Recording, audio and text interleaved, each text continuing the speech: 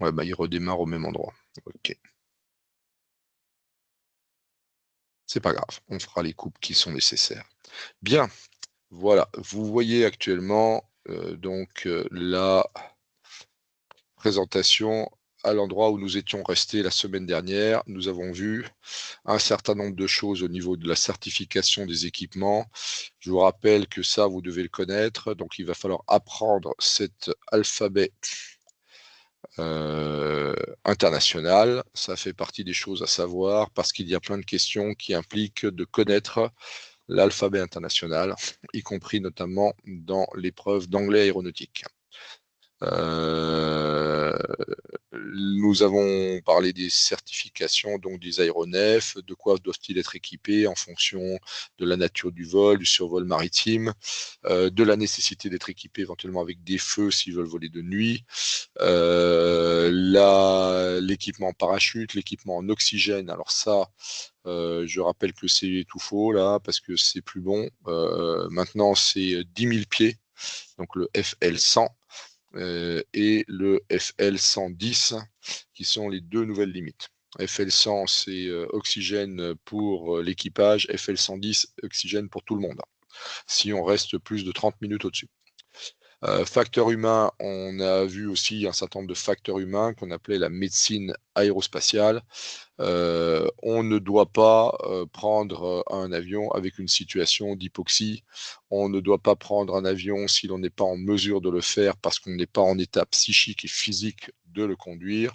L'alcool, les narcotiques, les stupéfiants, mais surtout toute une série de médicaments peuvent avoir des effets très pervers. Si vous prenez des médicaments, soyez très prudent, vous risquez de ne pas être en mesure de piloter l'appareil de façon conforme à la réglementation. Et la conformité à la réglementation, c'est très simple, c'est pas de négligence, pas d'imprudence. Monter dans un avion en étant éventuellement fortement grippé, en ayant pris des antalgiques, des anti-inflammatoires, etc., des antidouleurs, ça peut vous rendre totalement inapte à la conduite d'un avion et ça s'assimilera à une imprudence. Je ne parle pas si vous montez dans un avion en étant totalement ivre. Évidemment, ça, c'est le summum de la négligence, c'est limite criminel. Tout ce qui est déficience physique, vous vous sentez pas bien, vous avez eu un malaise, vous ne prenez pas l'avion. Vous ne pilotez pas un avion.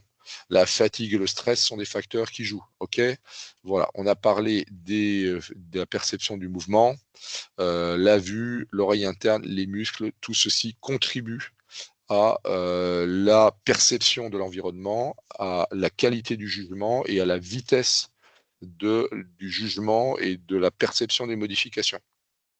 Par exemple, l'alcool réduit la largeur du champ visuel et ralentit le traitement des informations par le système nerveux périphérique. Le cerveau aussi subit des effets, mais déjà la propagation des informations est ralentie.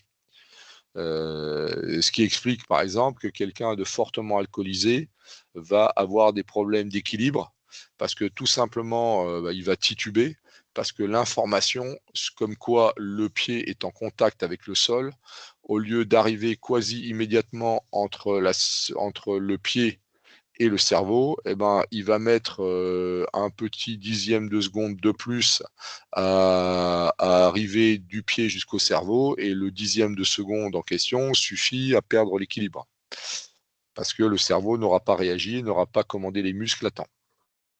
Voilà des raisons qui expliquent effectivement que l'alcool perturbe beaucoup de choses, la fatigue, le stress. Alors, nous avons donc vu ces facteurs. Il nous reste un troisième gros élément. Comme je vous ai fait la comparaison la semaine dernière, de même que sur la route, on va avoir 3 niveaux de réglementation. On va avoir une typologie des véhicules. Les mobylettes ne sont pas des motos, les motos ne sont pas des voitures, les voitures ne sont pas des camions, les camions ne sont pas des autobus. Donc, en fonction des aéronefs, les différents véhicules. Donc là, on va avoir différents types d'aéronefs, des classes d'aéronefs selon qu'elles sont monomoteurs, multimoteurs, terrestres, hydravions, qu'elles ont des moteurs à piston, des moteurs à turbine, etc. On va avoir différentes catégories d'aéronefs. On appelle ça des classes et des types. Pour le cas de la route, pareil, on n'a pas le même permis pour conduire une moto que pour conduire une voiture, que pour conduire un autocar avec plus de 9 personnes ou conduire un camion. Et encore, il y a des différentes tailles de camions. Eh bien, en aéronautique, c'est pareil. On ne va pas avoir les mêmes licences selon que ce que l'on pilote est un planeur, un avion de moins de 5,7 tonnes, un avion avec une turbine, un avion avec ou piloter un ballon, ou piloter un planeur, ou piloter un ULM, ou piloter un avion. Indépendamment du fait qu'à l'intérieur des avions, il y en a en plus toutes sortes de catégories, donc on appelle les différentes classes d'aéronefs. Voilà, donc il faut avoir les licences qui vont avec, de même qu'il faut avoir le permis qui va avec le véhicule. Et après, il y a une troisième dimension, c'est les routes.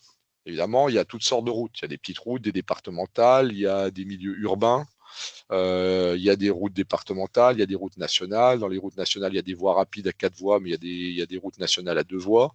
Il y a des autoroutes. Et évidemment, là aussi, chacune de ces types de routes va avoir ses réglementations spécifiques. Si la route est une rue en ville, elle va être limitée à 50, voire éventuellement à 30. Si la route est une départementale, elle est limitée à 80, ou une nationale à 80. Si elle est à 4 voies séparées, ça va être à 90, voire à 110. Si c'est une autoroute, c'est à 130, etc. Et tout le monde n'a pas le droit de circuler sur tout. Par exemple, si j'ai un vélo ou une mobilette, je peux rouler en ville, sur route et sur nationale, mais j'aurais pas le droit de prendre éventuellement certaines 4 voies, ok, c'est interdit, et jamais l'autoroute. Je peux pas prendre l'autoroute avec une mobilette ou un vélo, etc. Donc, on va avoir une correspondance là aussi entre aéronef et type d'espace. Il y a juste quelque chose d'un peu particulier à l'aviation au niveau des licences, c'est qu'en plus, les licences vont tenir compte des conditions et des destinations de l'usage des aéronefs. Je m'explique. Si vous utilisez un aéronef pour des raisons privées, eh bien, vous aurez...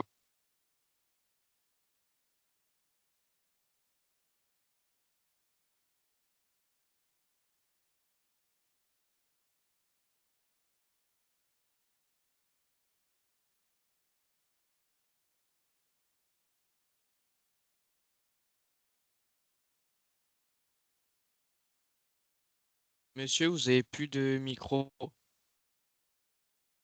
Monsieur, il n'y a plus de son.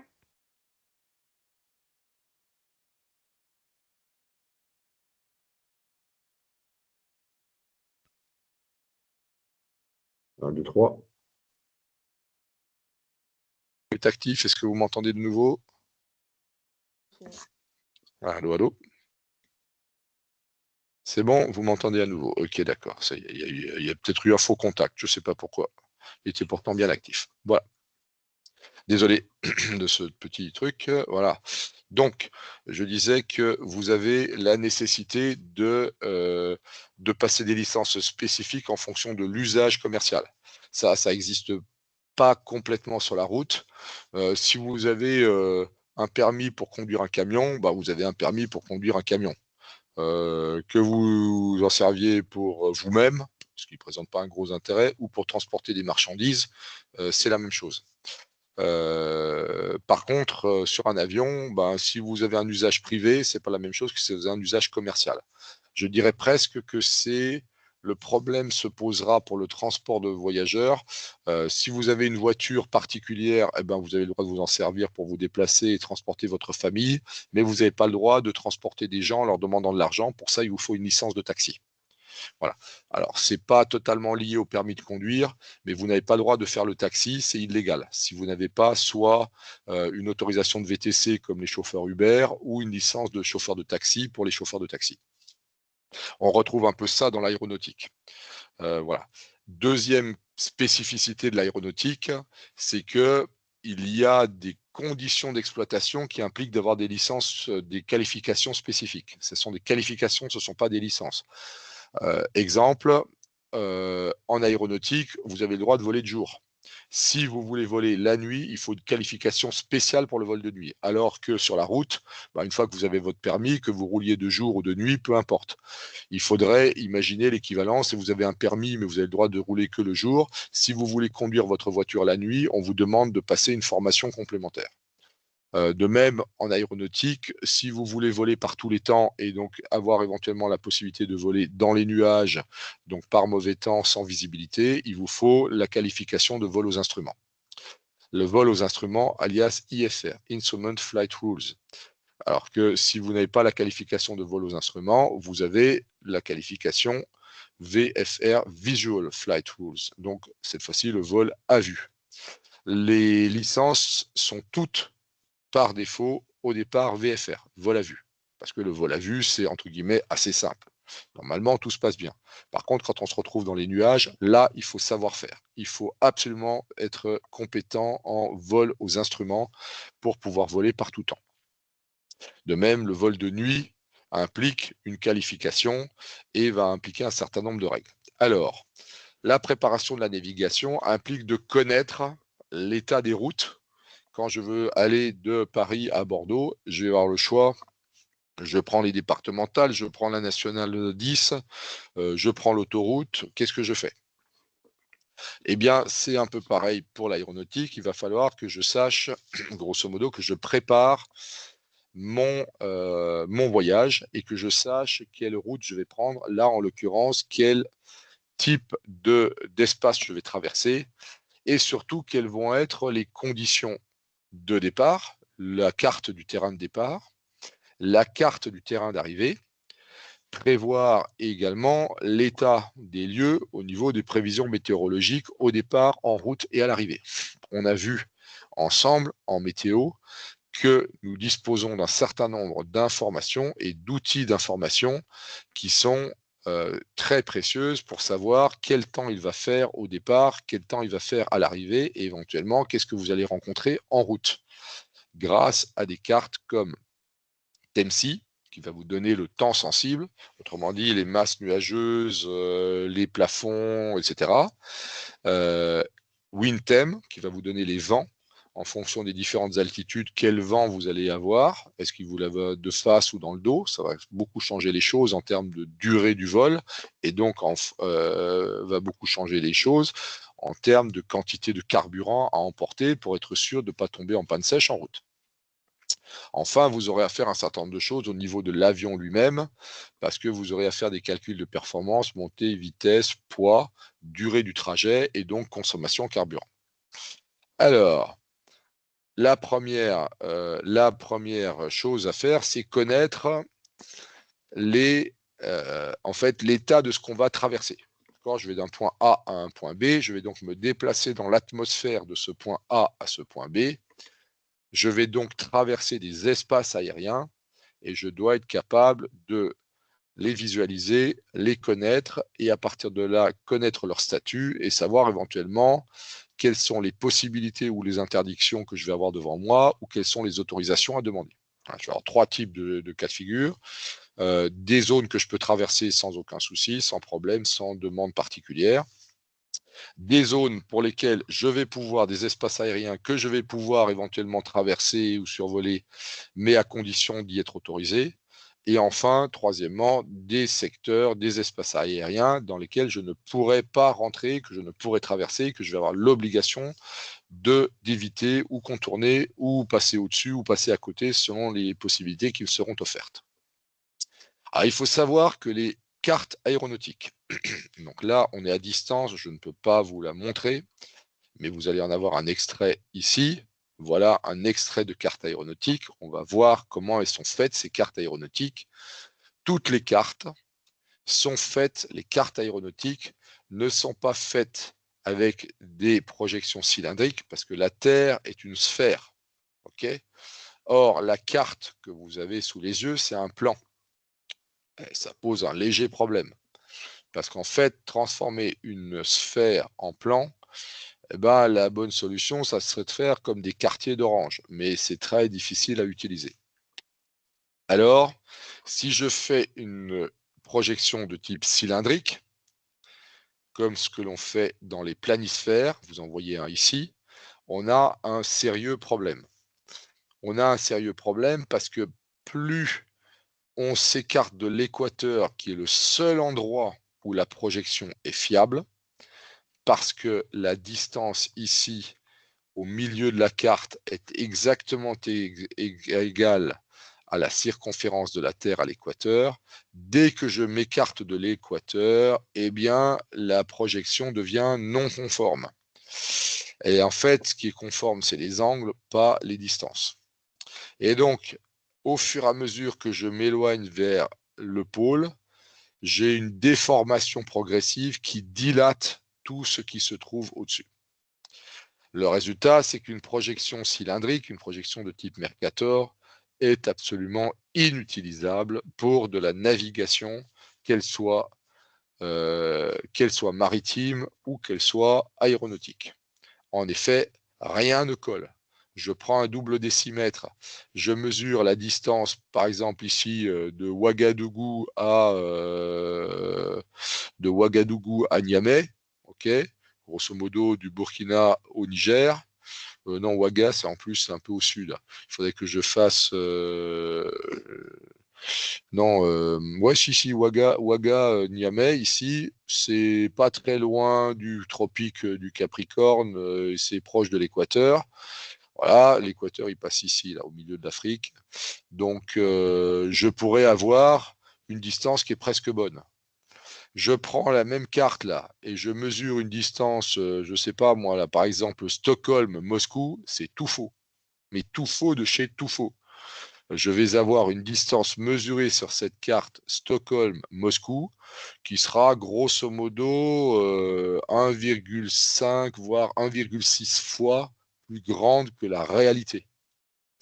Alors pour éviter ce problème, les cartes aéronautiques ne projettent jamais des très grandes distances. Les cartes aéronautiques vont être très limitées. On va faire des petits carrés et on va les coller les uns à côté des autres. Et chaque carré va utiliser une projection dite conique, une projection dite de Lambert. L'avantage, c'est que la projection conique, voilà, elle va être, contrairement à la projection Mercator, qui est bonne uniquement à l'équateur, qui est légèrement fausse, un peu fausse de part et d'autre de l'équateur, et qui ensuite est totalement fausse pour tout le reste.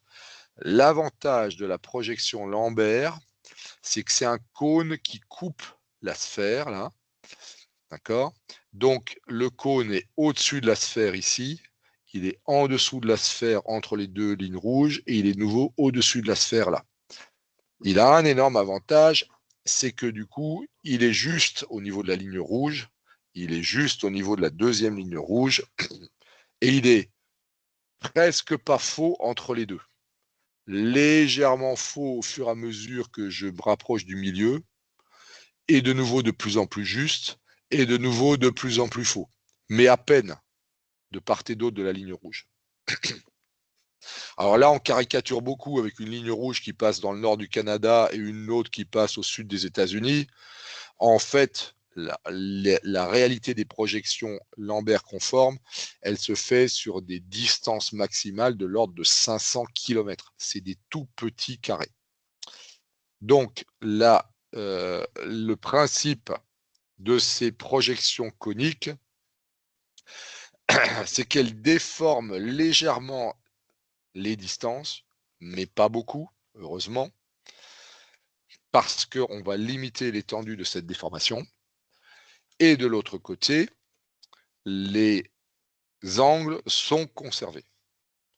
Quelle que soit la façon dont vous tirez un trait sur ces cartes, les angles entre les deux traits restent les bons.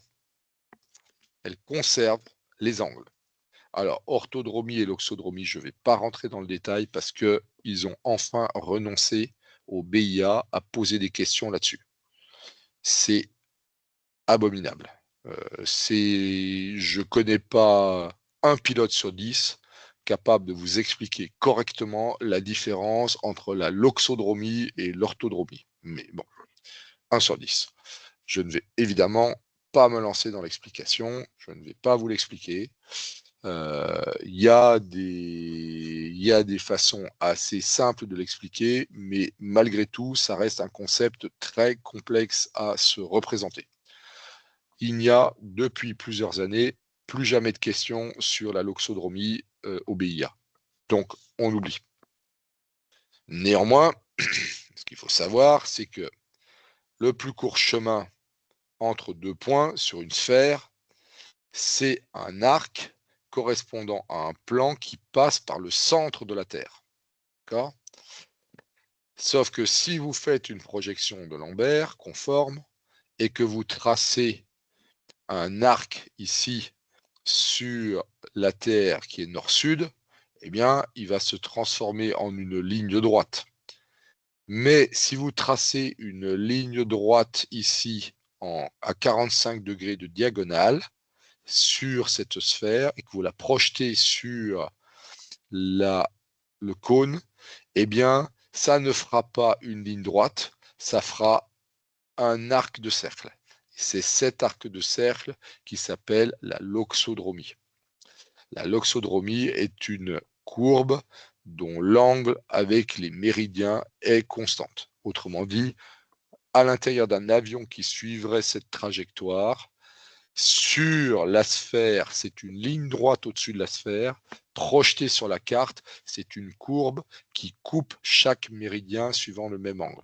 Ça veut dire qu'à bord de l'avion, le cap qui est marqué par, on va dire, le conservateur de cap, parce que pas par la boussole, parce que la boussole, elle va tourner, elle, mais le cap que vous suivez restera toujours le même comparé au méridien que vous coupez. Alors, l'intérêt, ce qu'il faut surtout retenir, c'est que les projections coniques conservent les angles et ne conservent pas les distances, mais elles sont très peu faussées tant que la taille de la carte reste raisonnable. Alors, ça donne ça. Ça donne ce genre de carte. Ce genre de cartes sont des cartes qui donnent... Attendez, j'ai un souci, il faut que je vérifie quelque chose. Ok, donc c'est tout bon. On continue. Ces cartes sont le résultat de la projection sur un plan. Ça, ce carré rouge là, ce rectangle rouge est un bout de papier. Sur ce bout de papier, j'ai projeté d'une part le sol. Vous voyez ici les côtes du département de la Manche, qui s'appelle le Cotentin, voilà. La baie du Mont-Saint-Michel, ici, entre Avranches et Saint-Malo. La presqu'île de Saint-Malo et la côte nord de la Bretagne, avec ici Dinard, Saint-Brieuc, Lannion, Morlaix et là, tout au bout, Brest. Et son aéroport, Guy Pavas, et au sud, l'aérodrome militaire de Lanvéoc, et à l'est, l'aérodrome militaire de Landivisio, où s'exerce sur ces deux-là l'aéronaval. Landivisio, c'est une base opérationnelle, Lanvéoc est une école. Alors, vous trouvez donc sur cette carte la projection du sol. Vous voyez, c'est exactement ce qu'on a fait là. On a pris le sol, la surface du globe, et on l'a projeté sur le cône, sur la carte. La deuxième chose que l'on va projeter sur la carte, en plus du sol, on va y ajouter toute une série d'éléments caractéristiques. Par exemple, là, des autoroutes. Vous voyez ici une autoroute entre Avranches et, bon là, ici, Bayeux. Vous voyez ici une route à 4 voies qui remonte en direction de Cherbourg. Vous voyez ici une autoroute, ici, bon, c'est une nationale, c'est une route à 4 voies qui va à Cherbourg. Vous y trouvez quelques autres indications du style, par exemple, ici, une rivière. Voilà, la Vire. Voilà, c'est un fleuve même parce qu'il se jette dans la mer. Vous y trouvez des villes, comme ici Avranches. Là, vous voyez en orange la ville de Cherbourg. Ici en jaune, dans l'île de Jersey, la ville de Saint-Hélier. Voilà ici en orange, la ville de Saint-Brieuc. Voilà. Les villes plus petites vont être représentées éventuellement par des ronds. Voilà. On va ensuite également projeter sur cette carte des espaces aériens. Alors, ça, là, contrairement à la route, une route, elle est au sol, elle est plate, elle a, je dirais, 0 épaisseur. Elle se confond avec la surface. Le problème, c'est qu'en matière d'espace aérien, c'est pas juste la surface, il faut imaginer une troisième dimension en hauteur. Donc, on va avoir un certain nombre de boîtes, vous imaginez des boîtes en 3 dimensions, qui sont posés sur le sol ou pas, et qui sont représentés ici par ces limites bleues ou rouges. Voilà. Là, par exemple, vous avez une boîte. Ça, c'est un espace aérien qui est centré sur l'aéroport de Jersey. Et c'est un cylindre, en fait, qui a une certaine largeur, un certain diamètre et une certaine hauteur, dont nous allons reparler, parce que tout ça est inscrit. Donc là, vous voyez le résultat de la projection sur la carte d'un cylindre. Là, vous avez cette espèce de trapèze. Là, c'est une boîte qui a, voilà les limites latérales, et vous avez une certaine hauteur qui est inscrite là. Ici, en fait, c'est 2500 pieds. Et vous avez des boîtes totalement tordues, comme celle-là. Là. C'est un cylindre qui n'est pas complet parce qu'il y a deux côtés qui sont droits. Là, vous avez un machin Zarbi avec une partie qui est circulaire, une partie qui est carrée. Là, vous avez un truc qui est carrément encore plus Zarbi parce que ça fait ça, puis ça revient comme ça, puis ça fait ça, puis il y a un coin, puis il y a une ligne droite, etc. Donc autour de Guy Pavas, là, il y a une boîte complètement bizarre. Vous avez des trucs autour de Cherbourg, là, vous avez un machin, c'est un cylindre d'un côté, aplati de l'autre. Puis vous avez des trucs ici avec plusieurs cylindres imbriqués. Ça, c'est un cylindre, ça, c'est deux cylindres imbriqués, ça, c'est un cylindre. Voilà. Voilà. Donc, vous avez un certain nombre d'espaces. Ça, ces boîtes-là, chacune d'elles a une certaine délimitation latérale, un certain plancher, donc elle commence à une certaine hauteur à partir du sol, et elle a un plafond, donc elle s'arrête à une certaine hauteur au-dessus du sol. Il y a des boîtes pour lesquelles il n'y a rien indiqué ici, il y a juste un numéro. Donc, il faut aller regarder dans une documentation un peu particulière à quoi ça correspond. Si l'on continue, cette carte donc fait apparaître la terre, la mer, les principales routes, voies ferrées, les zones aéronautiques, les itinéraires et les aérodromes. Alors, ici, on est sur une carte au 1 millionième. Il y a en plus toutes sortes de traits verts là, avec des étiquettes bizarres. Je ne vous en parle pas. C'est réservé à l'IFR. Il n'y a pas de question là-dessus. C'est réservé au vol aux instruments. La carte au 1 millionième, vous avez les routes aériennes exploitées par les aéronefs qui volent aux instruments. Les autres, ils font ce qu'ils veulent. Donc, elle permet déjà de voir un peu ce qu'il y a dans le secteur. Ça vous permet de savoir si le coin est plutôt compliqué ou plutôt facile. Ça vous permet de voir si, à cet endroit-là, on est plutôt dans le genre le milieu du désert du Sahara avec une route et une seule, ou si on est plutôt dans la région parisienne avec un véritable entrelac, tricotage de routes, d'autoroutes, de voies rapides, de départementales, etc. Alors, il y a deux grands espaces. L'espace aérien supérieur, qui d'ailleurs maintenant ne commence plus au 195, mais commence au 135. L'espace inférieur et l'espace supérieur. L'espace supérieur est réservé au vol aux instruments. Autrement dit, en vol à vue, on n'y va pas. Point. On ne peut y aller que en IFR et avec un plan de vol.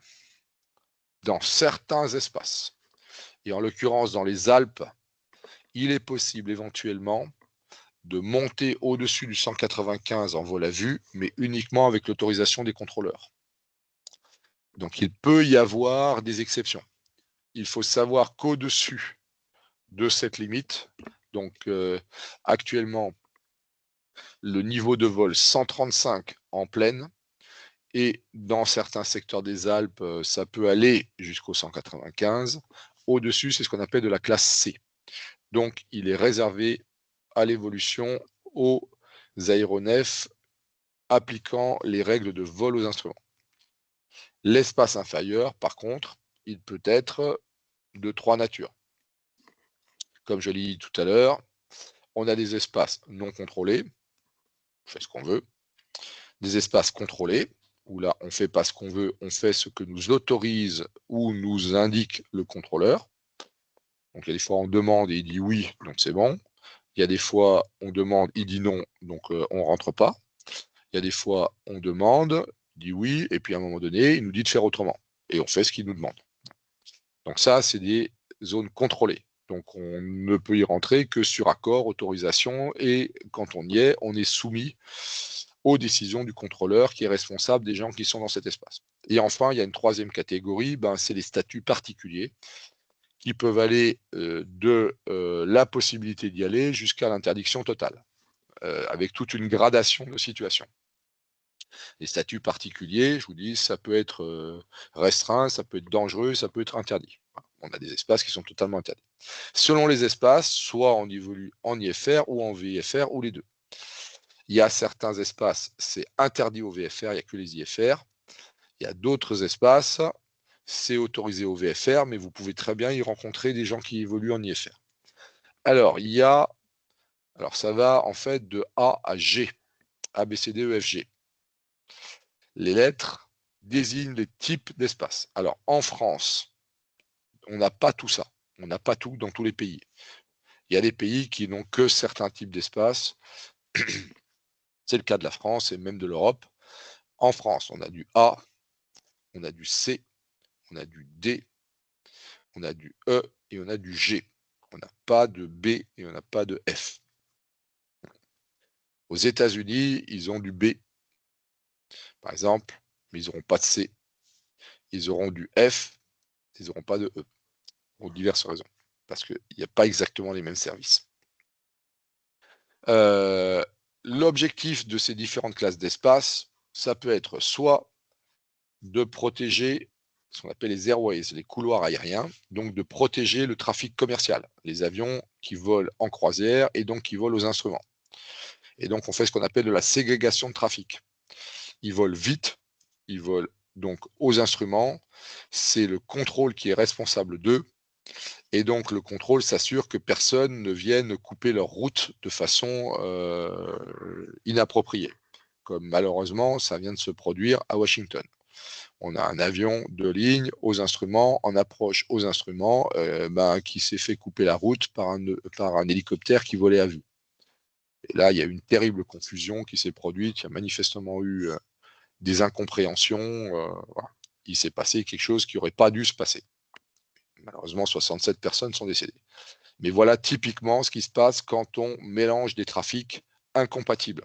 Et là, ils étaient réellement incompatibles, ils étaient même tellement incompatibles que ça s'est mal terminé.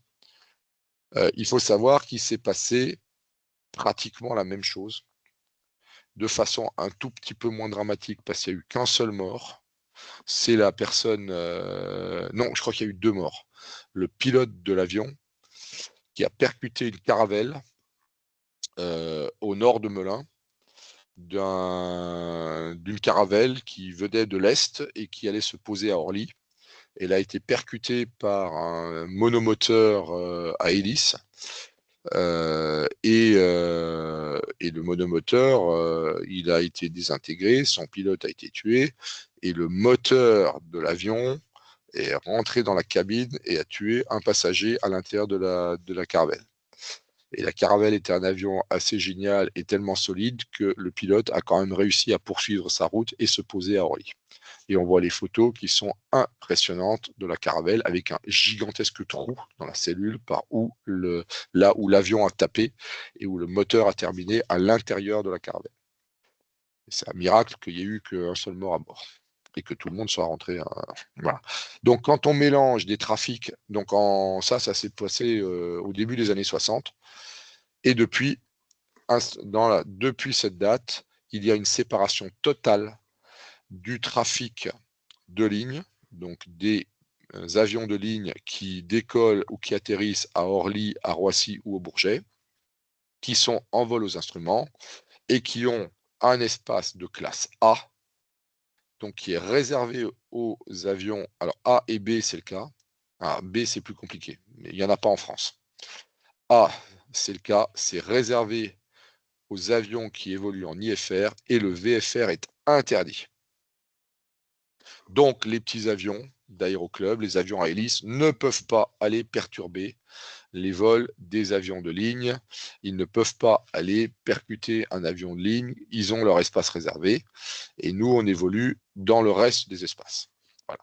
C'est une des premières raisons. On fait de la ségrégation de trafic.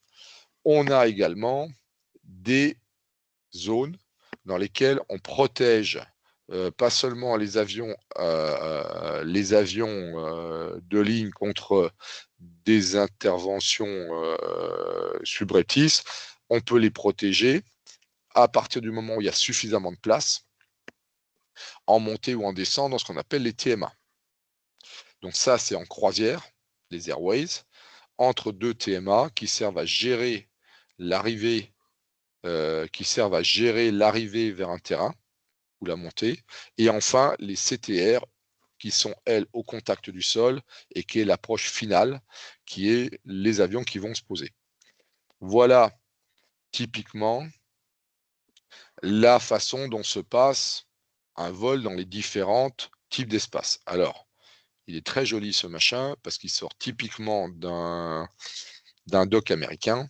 Ici, on est dans une CTR, c'est de la classe B aux États-Unis. En France, c'est de la classe A si l'on est dans la région parisienne, plus ah non, même Marseille, c'est pas de la A, c'est de la D. Ouais, j'ai cru que Marseille était en classe A, mais non. Non, là, il y a de la classe A à Paris et il y a de la classe D partout ailleurs. Okay, voilà. Autrement dit, à Paris, ben, c'est terminé, il n'y aura jamais un seul avion monomoteur ou de vol à vue ici. Par contre, ben, tous les aérodromes de province, les aéroports de province acceptent, mais sur autorisation, un avion à hélice, un petit avion, un avion en vol à vue. Ça peut d'ailleurs être un avion à réaction qui est en vol à vue d'ailleurs. Je ne sais pas pourquoi je dis avion à hélice, mais un avion en vol à vue ne rentrera là-dedans qu'avec l'autorisation du contrôleur et si le contrôleur est capable d'assurer la sécurité du tout. Sinon, il lui dit casse-toi, fais le tour, contourne. Et donc, en général, il acceptera ici un vol à vue qu'à condition que l'avion soit à destination de cet aérodrome. Donc, typiquement, un avion va décoller dans ce qui s'appelle une CTR, donc une zone de contrôle terminal, donc une zone de contrôle d'aérodrome. Il va rapidement passer dans un deuxième espace aérien qui est beaucoup plus grand, qui, vous voyez, lui, ne commence pas au niveau du sol, mais commence bien plus haut, et va prendre la suite de la CTR et s'appelle une TMA. Terminal Area. Alors, ce n'est pas Terminal Area, c'est Terminal Management Area. Donc, on va gérer la gestion terminale. Terminal pouvant être un départ. Donc, il va traverser cette TMA pour rejoindre le plus vite possible sa route de croisière. Une altitude à laquelle il est protégé, une altitude à laquelle il peut prendre de la vitesse, à laquelle il va diminuer sa consommation. Il va donc faire sa croisière et à un moment donné, il va arriver à proximité de sa destination. Alors, ce truc-là, il est faux parce que normalement, il devrait avoir exactement la même tête que celui-là. Quand il va arriver à proximité, il va descendre. Quand il va descendre, il va arriver dans une TMA. Là aussi. Des fois, dans un tout petit aéroport, il peut se retrouver directement dans la CTR. Mais en règle générale, il descend dans une TMA. Il rentre dans la TMA que s'il y est autorisé par le contrôle de cette zone. Il va traverser la TMA, éventuellement en ligne droite, exactement comme il a fait à la montée, s'il n'y a pas de problème. Mais si éventuellement en bas c'est occupé, on peut l'obliger à être en attente. En attente, par exemple, que quelqu'un qui occupe la piste dégage. En attente qu'une autre approche qui est en cours soit terminée. Il prend son ticket là, comme à la boucherie, comme au supermarché, il attend, il a son ticket, et lorsqu'il est numéro 3, puis il attend, numéro 2, il attend, numéro 1, numéro 1, il y va. Et là, il va quitter la TMA pour rentrer dans la CTR, parce que la CTR est libre. On peut imaginer ici, au lieu d'avoir 2 boîtes, d'en avoir, à Paris, il y en a 8 l'une au-dessus de l'autre. Il y a 8 boîtes comme ça, l'une au-dessus de l'autre. Et en fait, on ne rentre dans la boîte numéro 7 que lorsqu'elle est libre et on est autorisé à quitter la 8 pour entrer dans la 7 que lorsque la 7 est libre. Et celui qui gère la 6 autorise quelqu'un à quitter la 7 pour entrer dans la 6, etc. jusqu'à la CTR au sol. Alors en réalité, c'est souvent le même contrôleur qui gère les boîtes de 8 jusqu'à 2 et c'est un autre contrôleur qui gère la boîte numéro 1. Voilà. Donc, je suis en train de me faire jeter. Ah bah oui, je suis censé partir dans 5 minutes. Et donc, voilà. Donc, à l'arrivée, c'est pareil, on va attendre et on va arriver jusqu'à l'approche finale et donc jusqu'à la TMA, voilà, pour se poser. Et donc, ces services vont empêcher les abordages en vol, vont empêcher les collisions au sol et vont gérer la circulation aérienne en faisant en sorte que tous les avions arrivent les uns derrière les autres avec un espacement suffisant. Il faut savoir que l'espacement minimal sur un grand aéroport entre deux avions l'un derrière l'autre est de 1 minute 20. On ne peut pas faire moins pour plein de raisons que je n'explique pas ici, ça sert à rien. Donc, ils vont approcher les uns derrière les autres à 1 minute 20 les uns après les autres. Et enfin, bon, ça peut être plus long, mais quand il y a deux pistes en parallèle, comme à Roissy, eh ben, ça va être 40 secondes. En fait, il y en a un qui atterrit à gauche, 40 secondes plus tard, il y en a un qui atterrit à droite, 40 secondes, c'est-à-dire 1 minute 20 plus tard, il y en a un troisième qui atterrit à gauche, 40 secondes plus tard, il y en a un quatrième qui atterrit à droite. Donc, on peut comme ça les espacer de 40 secondes parce qu'on a deux pistes. Voilà. Alors, on verra les services du contrôle et les services d'alerte. Nous verrons ça la prochaine fois en traitant ici la nature des zones et les types de services qui sont rendus dans ces différentes zones qui apparaissent sur les cartes. Voilà, je vais m'arrêter là parce que la suite devient assez longue et je n'ai pas le temps en 5 minutes d'aborder toute la suite et je ne veux pas la couper. Voilà, je vous propose donc d'arrêter là notre cours de ce soir sur la navigation, la réglementation et la sécurité. Et nous reprendrons après un rapide point sur les inscriptions le 5 mars. Notre prochain cours sera le 5 mars. Il sera également à distance et il aura lieu à 17h30 le 5 mars, comme ce soir, et nous traiterons la suite de la navigation, réglementation et sécurité. Voilà, j'arrête là.